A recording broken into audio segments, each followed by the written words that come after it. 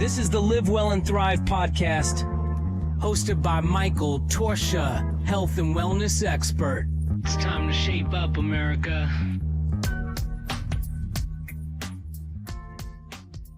Hi, this is Mike Torchia, and welcome to Live Well and Thrive. I have a very exciting guest, Rudy Sarzo.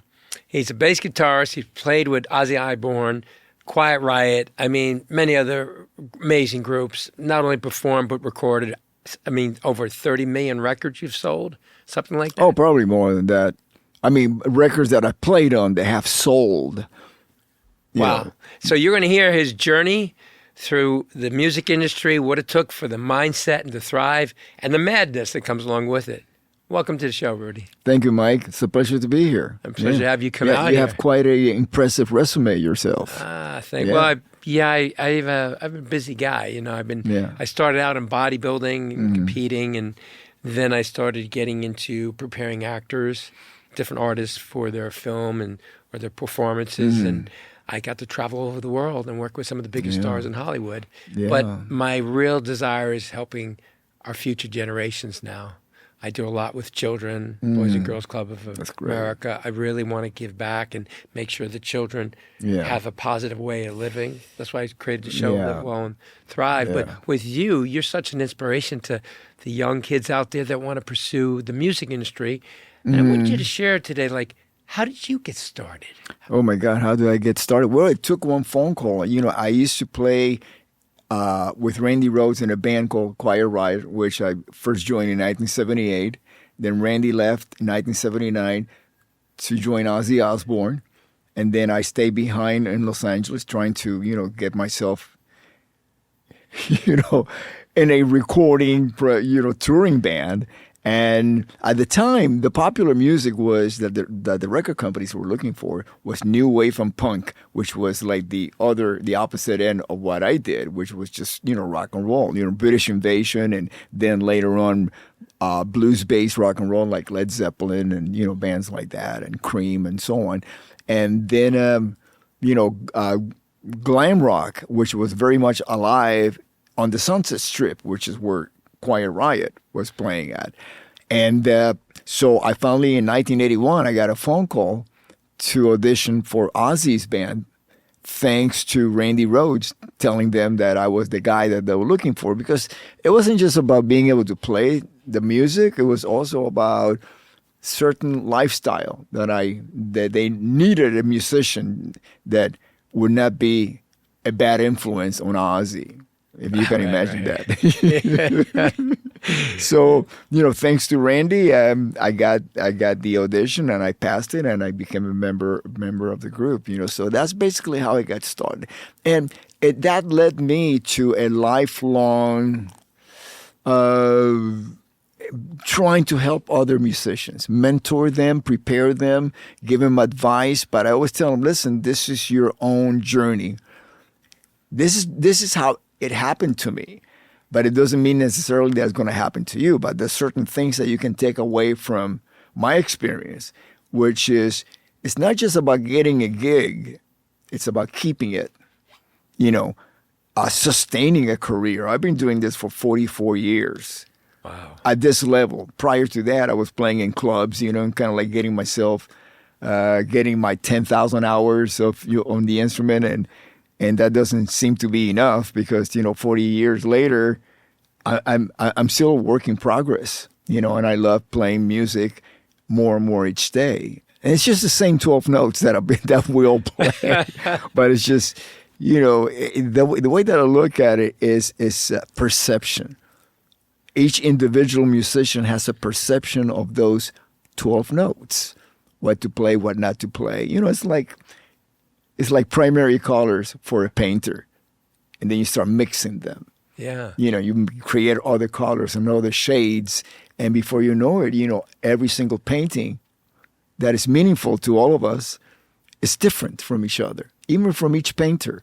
They're very different because you use a certain palette to basically use the same primary colors that we have. And so music is like that. People talk about 360 degrees. Well, the way I look at it is between each degree, there's more degrees inside of that. And then to talk about 360 degrees, that's like saying the world is flat. And we know it's not. So life is not flat. Life is 360 degrees that rotates more 360 degrees, or even further, that micro degrees, within, We have that in music, micro tuning, It's not just the 12 notes that our musical system has to create all these wonderful compositions, but in certain cultures, they use micro tuning, like, let's say, Indian music, and so I look at life that way. And I think that each individual doesn't necessarily fall in one of the 360 degrees. I think there's individuals that fall in whatever they do in life within those degrees, from degree 1 to 2. That completes. And so you're like a master chef. You're creating a recipe, a formula. With the different variations of those same 12, correct? And the fractions of it, because the way you described it, it's like, I love to cook. So sometimes I can open my refrigerator and make a fantastic meal with just kind of leftovers and things like that. But there's all these different things that I could put, but they're the same things that's in everybody's refrigerator. But because I know how to create a wonderful meal, I can use certain ingredients that people wouldn't even know how to do. Like you're taking with these notes. I love what you're sharing with, because these young people out there need to understand that. There's those little fractions that can make a difference. To make a difference, and to make it your own, to find your true place within the universe, And I am a Christian, so I'm not one of those guys who relies on what the universe brings me. No, I rely on what God's blessings, God created the universe, so why should I rely on something that falls short of relying on God, as far as my perception, of life. And I got a lot of proof and a lot of references, to back up my faith. Now, have you always been religious the whole time when you were in the bands? That's such an interesting question, because, I was raised Catholic. I'm from Cuba, and I would say most of the country, being Spanish, Yeah. Once Columbus, who is Italian, actually, but the shipmates who were death row inmates. Because back then it was kind of like a suicide mission. Yeah. Come on, we're going to go discover this path to get to India. They didn't know this existed here, Okay, so what we're going to do? Well, we're going to give you inmates, death row inmates, and put them all in 3 boats. La Niña, La Pinta, La Santa Maria. Okay, Columbus in one, and his other 2 sons on the other 2. Yeah. Okay, and they were pretty close to having a mutiny. I can imagine. So they saw land, and it's like, okay. And, so you can imagine a whole new world that was actually invaded by, death row inmates, So it's like, okay, that's pretty harsh. But, along with it came the priests and the missionaries, Sure. and, trying to, okay, so we're going to give you Catholic religion, And as a child, I always had a lot of questions that priests would not answer. They'll say, no, you're not supposed to know that. You're not even supposed to read the Bible. I asked my mom, because, she moved in with us like a couple of years before she passed away, and she passed away a couple of years ago. And, because we had a gap of me living at home in the early 70s and me, going to find my musical, journey. And then actually she moving in with us, like a year after COVID, because we had to wait for the COVID restrictions, and her safety also, Sure. So I finally picked her up in Miami, my brother and me, and we brought her home to my house, and she lived with us for a couple of years. And I really got to know a lot about my mom, all the missing information, that I had. And one of them was that she was raised in a convent, with the nuns. Oh, wow. Yeah. And she says that. So I told her, oh, so you must have read the Bible many times. She says, no, they would not allow us to read the Bible because they thought that we could not comprehend it. I said, okay. Okay, so would you like to read it? Now it's just, oh, no. That's because she was raised that the Bible was so intense that it might scare them, make an impression, Right. And it was like, okay, that's your choice, But I thought that was really sad because I've always relied on, I've been reading the Bible for over 45 years, and I, every time I pick up a chapter, I relate to it. It's like I'm reading it because I need this message today, this Yeah. moment. But it's also, too, I find when you read the Bible, certain people can interpret it differently. Mm-hmm. Their interpretation. Yeah. And I've seen where people have had these debates reading the same part of the Bible, but they interpret it differently.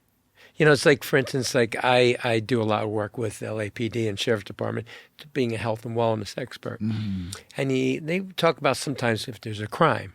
He said, Mike, there could be an accident and there's 5 people. There could be 5 different interpretations. It's how they interpret it. Like, for instance, if someone gets into a physical alteration and they see someone hit somebody, but that person came in after the other one attacked them. So they see a person hitting back, not knowing it's the person defending themselves. So that person said, oh, no, the other guy attacked them. See what I'm saying? So everything's interpretation. So a lot of times when I read things, I read it over and over and over, and I think about it first, instead of taking that snap judgment of what that chapter says or that paragraph says or that word. And I find that if I really think it through, I'll really realize what that message really means.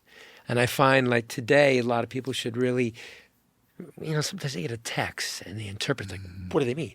Well, maybe they were in a hurry in the middle of something, so they send you a text and they interpret it as a little abrupt. And then you have tension between friends and things. So everything goes back to interpretation, just like interpretation of music, right? Yeah, and what I agree completely because again, looking at we are, each one of us occupies the same space, only us.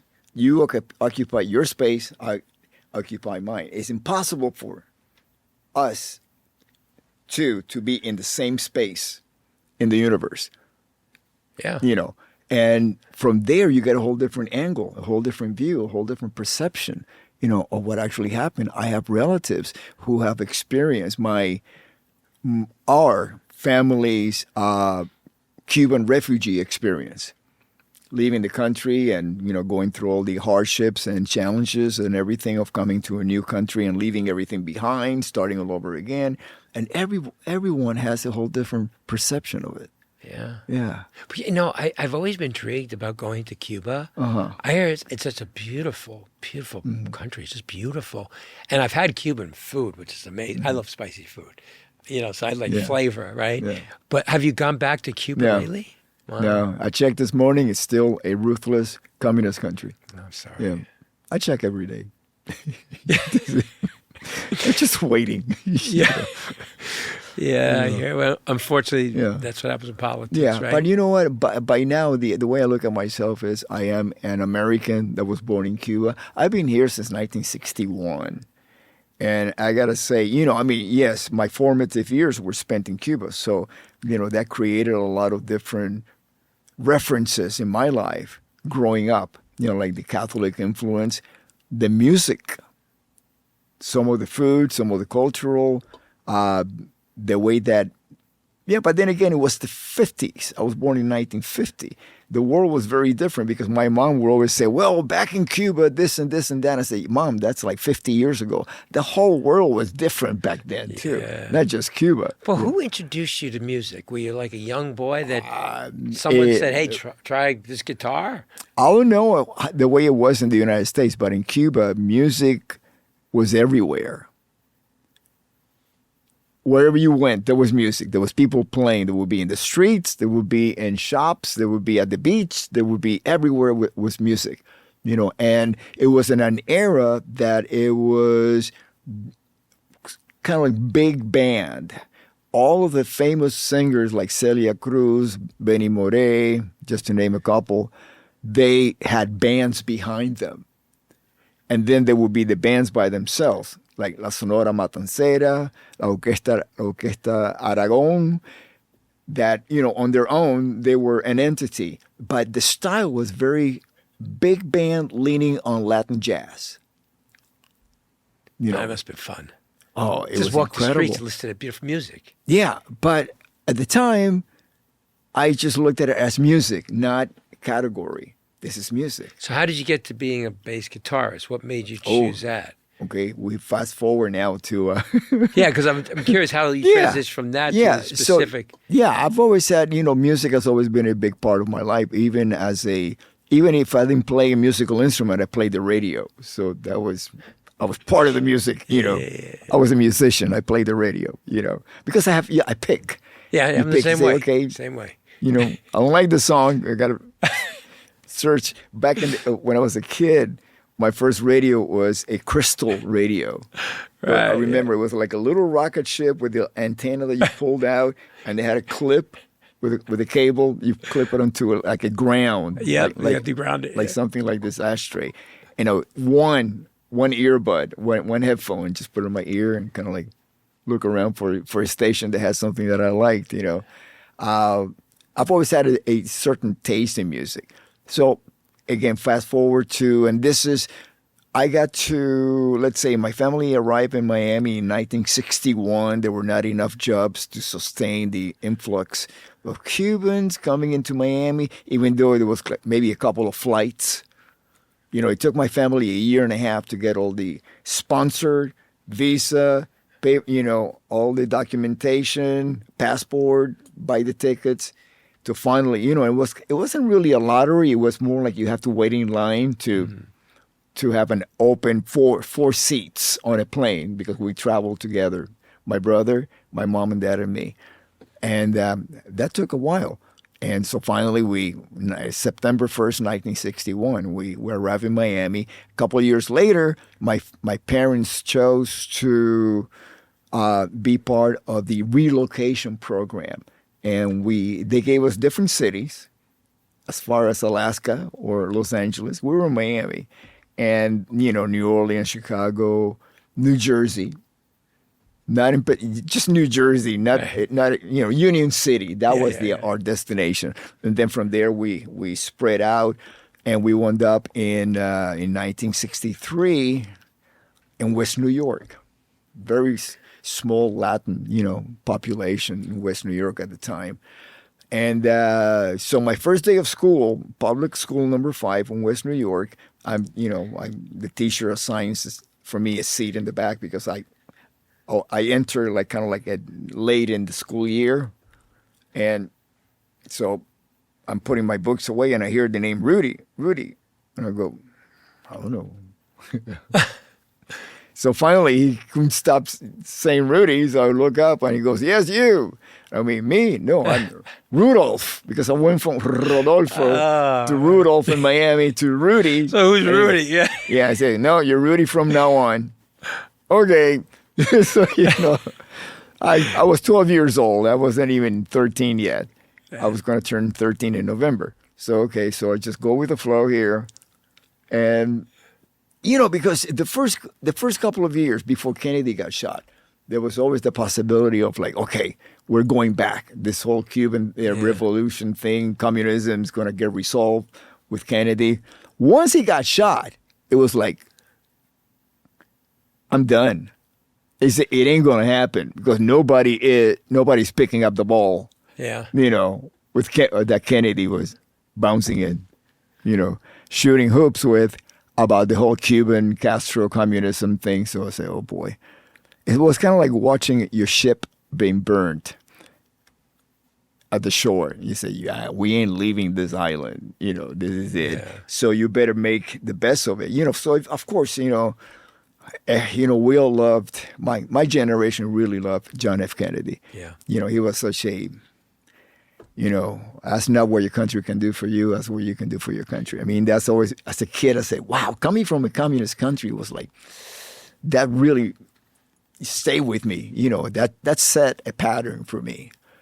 Yeah, he was a wonderful president. Yeah. I remember He was magnificent. Magnificent. I was in school, class, grammar school, when the teacher made the announcement we were going home. You don't look old enough for that. I'm 68. Yeah. Really? Yeah. Wow. And I'll never forget. It was like I think 1:42 Pacific time, and I had to call my mom to pick me up, and she was in tears. Oh yeah. She loved our It president. was devastating. Yeah. And, Devastating. that was the first shocking thing to me when I was a kid. Devastating. But my father, my father never showed weakness. He didn't cry. But I saw him down like this. And he was a strong, powerful man. But when he was killed, my father was just so devastated, But you're right. Especially you come from Cuba. Yeah. Yeah. The president. Where were you in the United States? I was living in New York. My father came from Italy at 20 over the boat, Ellis Island, Yeah. My mother was born in Brooklyn, but she was, Sicilian. Yeah. But my father said, America is the greatest place in the world. Yeah. And he came here Yeah. to bring his 5 sisters and 4 brothers over, and his mother and father, and he worked as a laborer.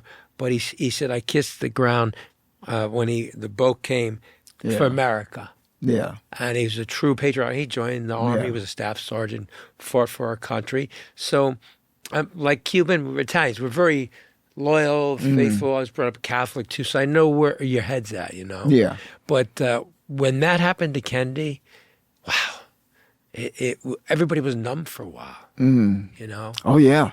So, so we're going to be For talking you, about, I can imagine what you felt. Yeah, for me it was, the political aspect of it, and then you have that we love Kennedy, beyond the politics, and that we lost our guiding light, our hero, our savior, as far as communism goes. And as you probably recall too, how old were you then? I was just in grammar school. I forget, was it 5th, 6th grade, maybe? Okay. Something like Okay. So, as you recall, we Thanksgiving was sad, Christmas, doom and gloom, and New Year's Eve, all of that, all these holidays, it was kind of like, okay, no, we can't celebrate because this just happened. And by February, I believe February 9th, when the Beatles played on Ed Sullivan, our generation was looking for a way out of this depression that we were in, and that was it. When you talk to other musicians of our generation, I'll tell you the same thing. That became our light at the end of the tunnel to get out of this. And Ed Sullivan, he not only did he bring the Beatles, he brought everybody else. It was a British invasion truly. I remember listening to the Beatles, Seema and Ed Sullivan. We all be glued to the TV set watching them perform. The Beatles was my favorite band. Yeah. When I was a kid. Yeah. Their music was just euphoric, Yeah, yeah. And going a little bit deeper into that, I got to tell you, when I first got to West New York, which is right across the river on the Hudson. Is it by Nyack over there? Oh, no, it's by Paramus and Union City. Oh, okay. Weehawken, Sure, that little strip right there, And I could see the Manhattan skyline from my bathroom window right across,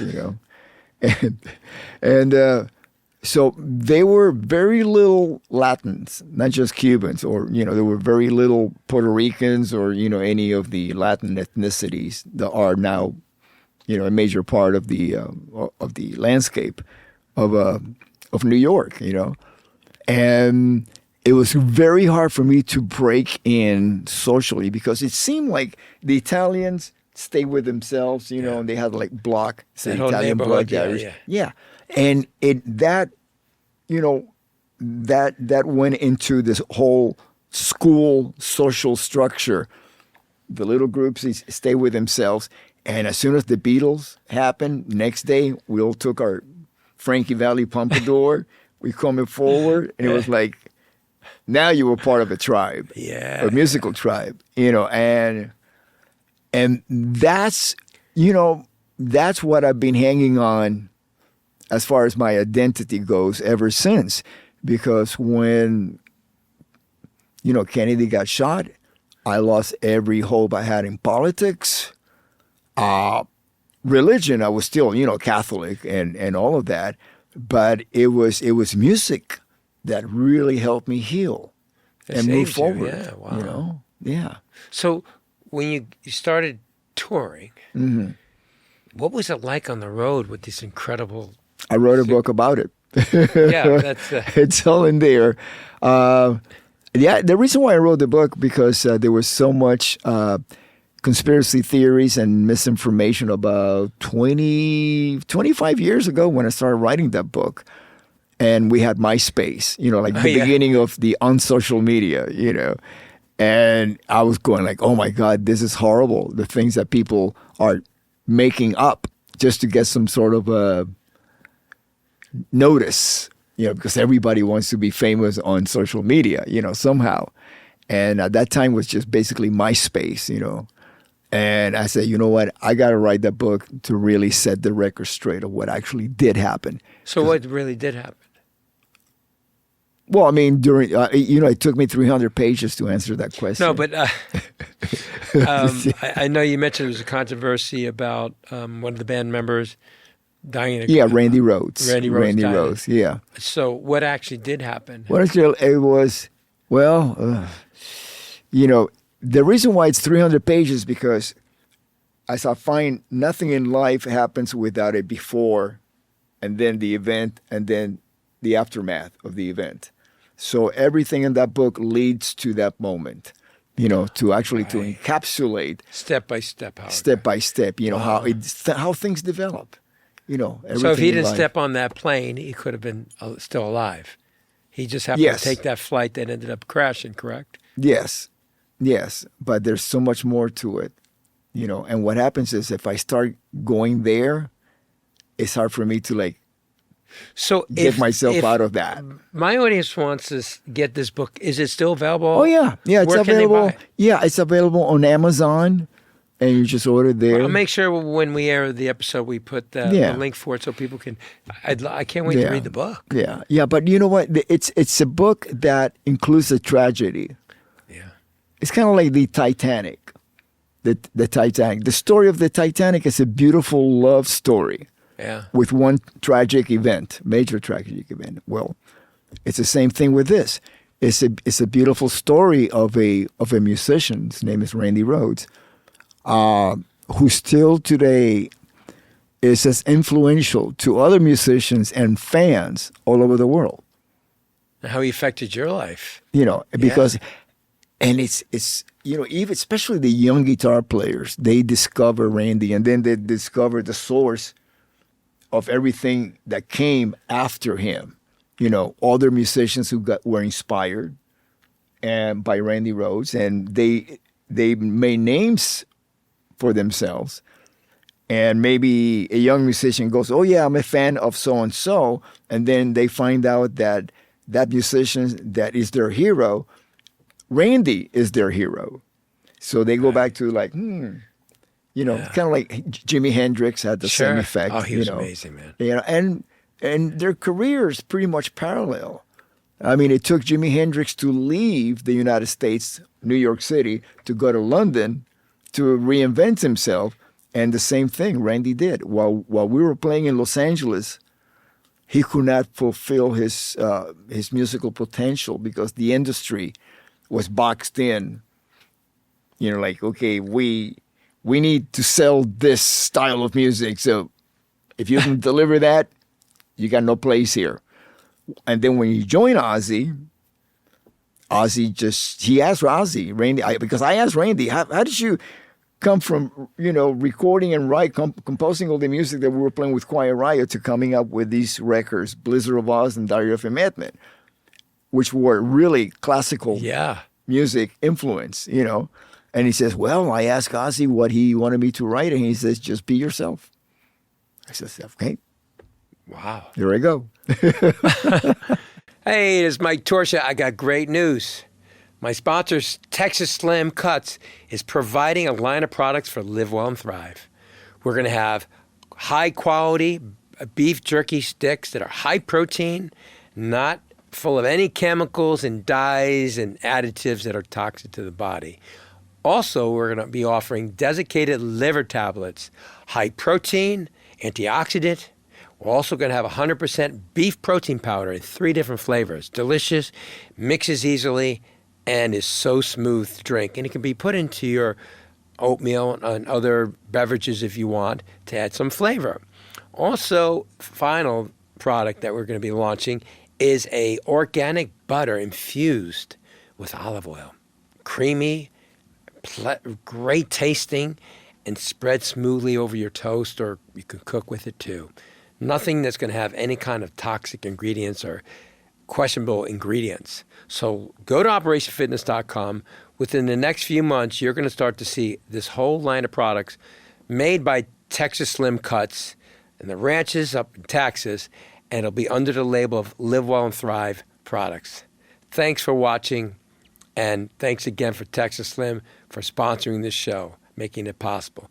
And remember, you need to subscribe to YouTube channel. That keeps my show going. And share the episodes. Thank you. So what was it like to tour with Ozzy and Quiet Riot? Crazy sometimes? It was a divine comedy, meaning that it was predictably unpredictable. I just knew something was going to happen that I have never experienced before, every single day. Well, being a rock star, of course, you might have all these beautiful women just chasing after you. It must have been a trip to a young guy, good-looking guy, talented. All of a sudden, women just throwing themselves at you. How did you keep in check? A couple of things that I get out of your question is that I don't consider myself a rock star because stars burn out. I'm a marathon runner. I'm here for the duration. Yeah. That's why I've been doing this for 44 years. 28 years ago, I became sober, because I knew that I could not continue. Congrats, man. Yeah, 28 years ago. And it's like, it took me a lot to become a drinker. Because, being born into a culture that cigars and alcohol is one of the main exports, that's a representation of your manhood socially. You're not a man until you have your first drink, your first cigar, all that. Okay. Well, did you stop the cigar smoking too, or did you keep that? I tried smoking so hard, and I was a failure. That's one of the very few things that I failed at, smoking. That's probably why you're healthier and look great today. I failed at smoking pot because I wanted to fit in. No, it's like, okay. I never understood. I've seen my friends smoke pot when I was a kid, and they got stupid and silly and got the munchies. I just said, this is not me. Yeah, I know. I never got it. I know. But it's peer pressure. Yeah. You want to be part of hang out with your gang, and if you're left behind. I mean, it's even happened to me in my career that I had to leave bands because I was not partaking in whatever lifestyle they had. And so to go back to your question, I met my wife to be in 1981, September of 1981. So I knew that there was something definitely completely different from this lady than anybody else that I have met. Maybe it's the fact that she refused to go home with me on the first night that we met. That's a really good sign. I said, okay, that's a good sign. She's a lady. That's a keeper, right? Yeah. And we've been married. We're celebrating 41 years. Congratulations! Now to the same woman.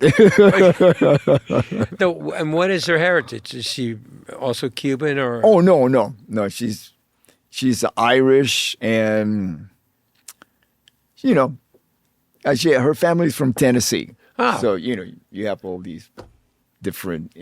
So it's like yin and yang. But it's mainly great. Irish. Yeah, she looks like an Irish. She's blonde, green eyes, beautiful lady, in and out, inside out. And well, that amazing. helps you maintain and thrive in your career. Oh, God, yeah. You weren't distracted. You were focused. You had a woman you love.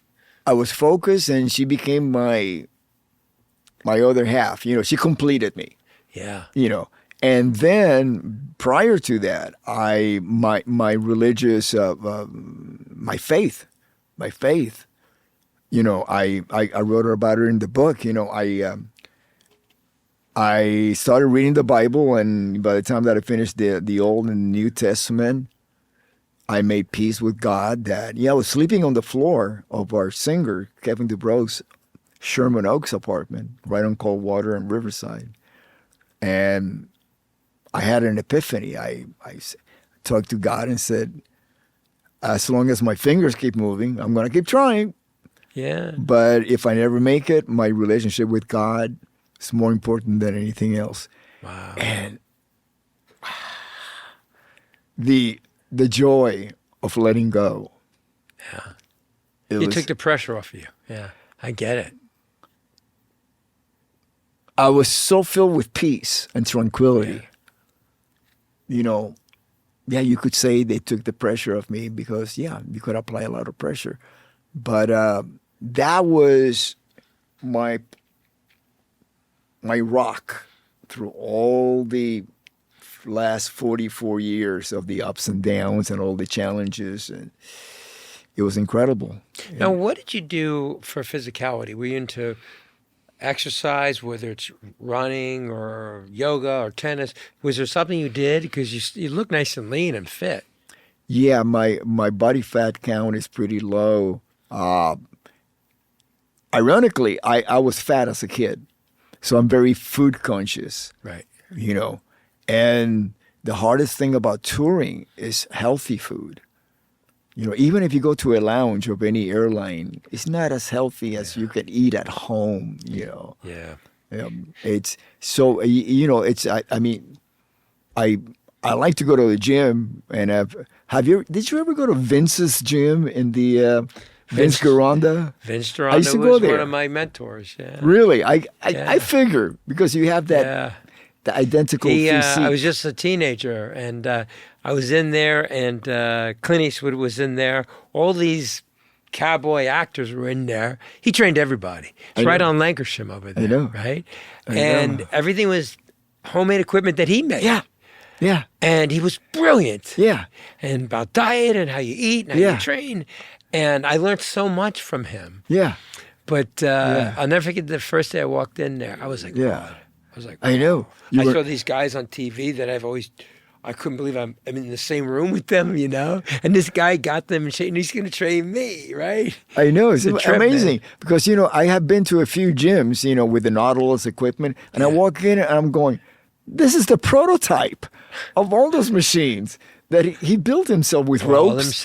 Pulleys with and those pulleys are smoother than the pulleys in the top gyms right now. Yes, I know. And the angles of he had this half moon bench that you would do pullovers and tricep exercises. No one has that. I don't know why they don't have it. It was a brilliant design of his. I know.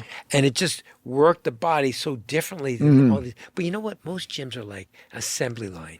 They want you in, they want you out. Yeah. So they stack all these selectorized machines. Yeah. So you just go through the circuit and get out. Yeah. Vince wanted you to get a thorough workout. You use this machine for this, this for that, And so when you were done, you were like, wow, you felt empowered. Yeah. But today it's become a business, money-making business, not like Vince. Yeah. He would say, what do you want to do, kid? Yeah. And I said, I want to be a champion bodybuilder. Okay. Poke me in the stomach. You're eating the wrong foods. That's the first thing he corrected. Then he corrected my training. He was very methodical about it. But today, the gym business, unfortunately, most gyms are about getting people in and getting out. Now, they hope you sign up, and usually people sign up and come for 3 weeks and then they never come back. But they still pay the membership. Yeah. It's just like a vicious cycle. Yeah. So, but, those early, I just love the fact you knew Vince Durant. Oh, yeah. I mean, he was the godfather of fitness besides Jack LaLanne, I'll never forget it. The day I signed up, they gave me I believe his son was behind the counter and he said, okay, you can wear headphones, listen to music. Nobody does that here. You have to wear certain sweats, right? Not tight, but loose, come here to the gym to work out. And he says, by the way, you're going to need these. And he gave me a box of liver pills. Desiccated liver pills. Yep. Most disgusting. My wife, I know my wife I brought it home. My wife says, "What is that? Did you poop yourself?" I said, "No, it's Vince." Yeah. Says to take these. They used to bring them from Argentina or somewhere. Yeah, Argentinian beef. Yeah. Yeah, correct. And he used to take them with me on the road. Yeah. And all the guys in the band go, "Oh man, get rid of them. They're sticking up the bus." Yeah, when you have gas, it's deadly, right? So you know what's so funny is one of my sponsors is Texas Slim Cuts. It's the beef initiative from Texas, Montana, and Santa Fe, New Mexico. It's 200 of the largest ranchers, and they sponsor the show. So he said to me, "Mike, what are some of the things that you use to build your body?" I said, "Well, I actually love beef, and I have a beef protein that I use." And years ago, Vince Duranda and Arnold Schwarzenegger talked me into taking desiccated liver tablets because it has high protein, gives you the iron you need, but it's antioxidant. It detoxifies the body. So I'm actually launching a line of desiccated liver tablets that actually won't taste disgusting, that actually will be pleasant tasting, along with 100% beef protein and 100% beef jerky with no additives, no chemicals. I'm going to send you a package for you. Oh, I'd love to. You delicious. kidding? Yeah. But desiccated liver tablets are so great for detoxifying the body, giving you all that protein. That that organ meat is very good for the body, especially when you want to become healthy and strong. Yeah. So, but I got it from Vince. Yeah. And I now have the ranchers perfecting it. It won't be that disgusting taste. It'll actually be pleasant tasting because we can do that now. But it's so funny that you were doing the same thing I did when I was a kid. Yeah. And, because I was like, nowadays it's a little bit different, my schedule, meaning that people ask me, "Where's the tour?" And I go, "Well, we go out every weekend." It's not like we used to get like a tour book and say, "Okay, these are the dates," which is basically 3 months on, then you take a break, another 3 months, and then you go to Europe. I mean, I would go out, with Ozzy, we did this Blizzard of Oz tour. We took a month off. Then we did the Diary of a Madman tour because both records were recorded before our drummer, Tommy Aldridge, and I joined the band. So they were ready to go. So we toured for a year and a half straight. Then with Quiet Riot, the same thing. We released the album in March of 1983, and we started opening for ZZ Top, the Scorpions, Iron Maiden, Loverboy, Black Sabbath, and then we went to Europe, opened up for Judas Priest, and then by then the album had turned to #1. So now we're not an opening band; we are a headliner. So so we do it all over again, but as headliners, with other bands like Night Ranger and others.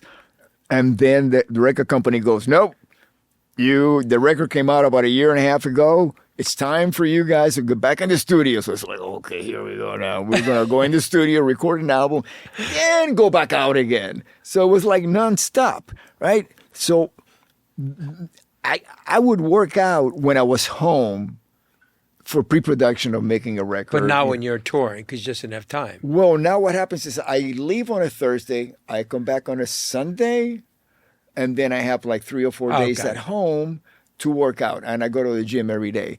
Good. But I am 74. I'll be 75 this year. You look fantastic, by the way. So, thank you. You look incredible yourself. And to me it's a matter of maintenance because I know, or at least the information that I have is that at my age I cannot build the muscles like we were used to building back 40 years ago when we were younger. For me, and so I say okay.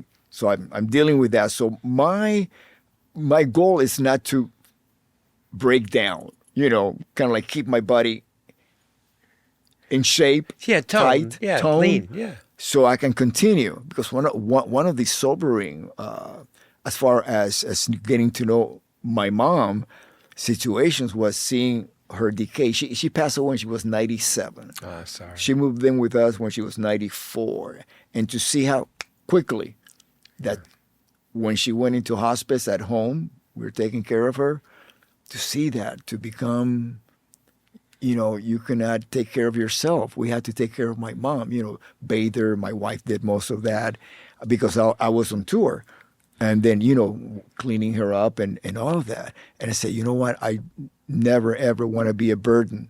As long as I can help it, on my wife because she's younger than me. She's 11 years younger, and I'm 74. I'll be 75. So it's like, so it's like, okay, every day, as long as I can move, I'll go to the gym, And my biggest challenge touring is lack of sleep. Yeah. I remember when I was touring with Keith Urban, we went on his world tour. And when we were in Germany, it was like, they were like, okay, the handler would say, you have to be ready at 4:15 because we're at a hotel. And then we have to take the tour bus to the auditorium. Mm. And if you're not downstairs at 4:15, the bus leaves without you. Yeah. And we just got in. I just put my suitcases in there, washed my face at like 2 o'clock in the morning. Yeah. And I had to make sure that I got up enough time to get down to the bus and be in front. Oh, they leave me. Yeah. And they've left people. I saw them leave people. Oh, wow. So it's crazy. So then, of course, you're in those bunk beds on the bus, which is not the most comfortable thing in the world. No. And I did this for 9 months with him. Yeah. And we went all through Europe. Mm. And I got to say, I barely got sleep because after Keith would perform, immediately we go back to his room because he had a suite at all the hotels. And I would stretch him for an hour because his shoulders, neck, his back. I did a lot of soft tissue work and opened him up because I did all his training and did his nutrition. I cooked for him. And when Nicole Kidman showed up, I was cooking for her too, advising her. But I was barely sleeping. And I couldn't wait till that tour was over. Because I can imagine what you went through performing on the stage all those hours and the hot light. Yeah. And as a performer, I'm known for moving around. This is what we do. In the bands that I play with, even today. Chris Jericho, the wrestler. Yeah. He's a dear friend. So I was doing a show with him, a podcast, and he's also has a band called Fozzy. So I didn't know that. Wow. Yeah. I've done his cruise, which is crazy. It's wrestlers and rock bands. It's incredible. And so I asked him, how can you be at the Tokyo Dome doing a death match one night and then the next day you're on tour with Fozzy? And he goes, DDP Yoga. Diamond Dallas Page yoga Dallas program. Page, I know him very well. He's healed his body. I know. He was like a cripple. I know. All he went through, and now he's so flexible. And that's what I do in my room. Good for you. Yeah. And so you have anything coming up now? As far as any performances anywhere? Yeah, we go out every weekend, and with Quiet Riot, back home with Quiet Riot for the last 4 years now.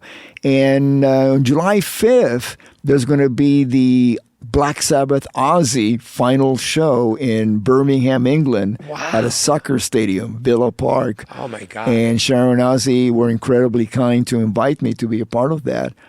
And I'm just blown away, by their kindness. I've always said they've always been great with me. I mean, I wrote it about in the book. I went from sleeping on the floor the morning that I auditioned for the band to living with Sharon's family and Ozzy. He was living there too, in their state up in Benedict Canyon. Amazing. And it was an incredible experience. I mean, up until the time that Randy passed away. And then after that, it was just a matter of surviving, the traumatic experience of that. Wow.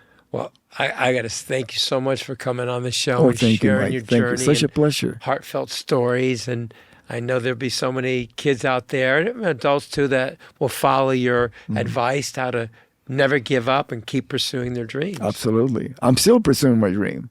I'm just getting started. I'm just like, I'm so glad that Black Sabbath is having this final celebration along with Ozzy, because, so many acts, legacy acts nowadays are just kind of like disappearing without making any announcement like this is the last show or the last tour. They just kind of like fade out. And we can't, the ones that really make an impact, they come in strong. Yeah. So you should not go out, fade away. You just go out with a bang. Like one of my thoughts is that the sun blazes when it sets. I like that. And I want all of us to go out blazing out there. Well, thank you for your wisdom. Thank you, really Mike. Appreciate Thank it, you. Rudy. God bless you. I really have to say this has been one hell of an interview. This man is amazing. I hope you learn from this and take his advice. Pursue your dreams. Never give up. And remember to share this episode with your friends and family and subscribe because we need your support. And I want to say special thanks to Texas Slim Cuts for being the sponsor of our show. Thank you.